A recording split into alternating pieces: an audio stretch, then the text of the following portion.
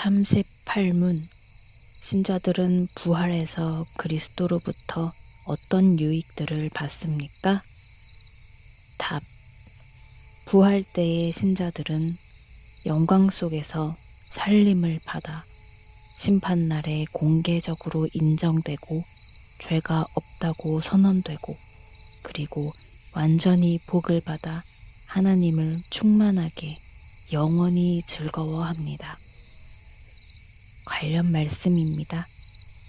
욕된 것으로 심고 영광스러운 것으로 다시 살아나며 약한 것으로 심고 강한 것으로 다시 살아나며 고린도전서 15장 43절 말씀입니다. 해설입니다. 종말론에 해당하는 소요리 문답 37문, 38문은 신자가 죽을 때와 부활 때에 받는 유익들을 다룹니다. 이 중 38문은 신자들이 부활해서 그리스도로부터 받는 유익에 대해 논합니다.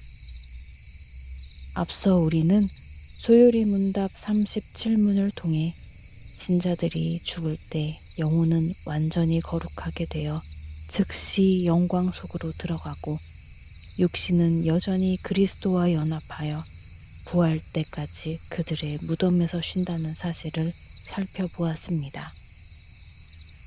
그런데 죽음은 영과 육의 분리입니다. 영혼만 영광 속에 있는 것으로는 온전한 생명의 형태와 누림이라고 할 수 없습니다.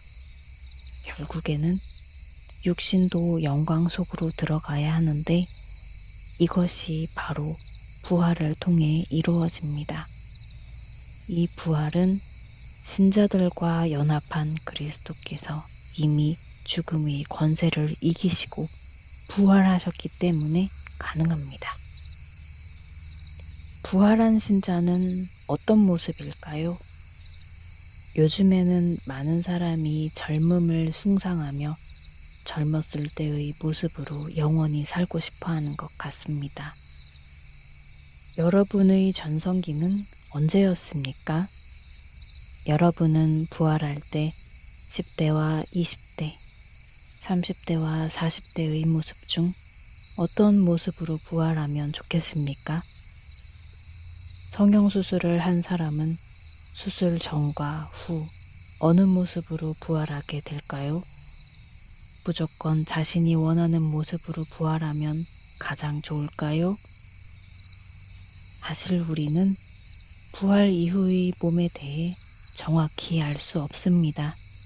단지 앞의 소요리 문답 28문을 통해 그리스도의 높아지심을 다룰 때 살펴보았던 것처럼 부활체가 썩지 아니하고 영광스럽고 강하고 신령하고 하늘에 속한 형상이리라는 사실만 알 뿐입니다. 부활한 우리의 모습은 우리가 생각하는 그 이상의 형상일 것입니다. 팔이 없는 선천적 장애인도 꿈을 꾸면 팔이 있는 신체의 감각을 가지고서 꿈을 꾼다고 합니다. 온전한 신체에 대한 본능적 감각이 있는 것입니다.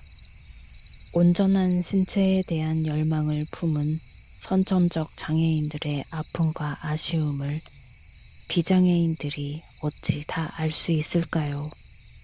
그런데 장애인들의 마음속에 겹겹이 쌓인 아픔에 대한 온전한 치유와 보상이 있습니다. 바로 부활입니다. 장애인들의 몸이 본능적으로 기억하는 온전한 몸의 존재와 기능은 부활을 통해 찬란하게 피어납니다. 아담이 범죄한 결과 땅이 가시덤불과 엉겅퀴를 낸다는 저주가 임했습니다. 그런데 이는 단순히 땅에만 국한되는 저주가 아니었습니다. 하늘과 땅과 그 안의 만유가 이 저주의 영향 아래에 있습니다. 그래서 사람들의 몸에도 가시덤불과 엉겅퀴가 있습니다. 장애인이 겪는 어려움은 말할 필요도 없고 겉보기에 건강한 사람들일지라도 몸의 한두 군데는 약한 구석이 있습니다. 흠이 없는 몸이 없는 것입니다. 이 모든 것이 부활을 통해 극복됩니다. 이런 측면을 생각해 보아도 우리는 죽음을 너무 심하게 꺼려서는 안 될 것입니다. 어떻게 보면 사람을 가장 사람답게 하는 것이 죽음과 부활입니다. 썩어 없어져야 할 우리의 부패를 없애는 것이 죽음이고 썩지 아니할 것으로 다시 살게 하는 것이 부활입니다. 죽음은 부활을 위한 과정에 지나지 않습니다. 우리는 살아있는 동안 부활의 소망 안에서 두려움 없이 하나님의 말씀에 순종하며 하나님께서 맡기신 일에 최선을 다하다가 의연하게 죽음을 맞이해야 할 것입니다. 내가 주를 바라오니 성실과 정직으로 나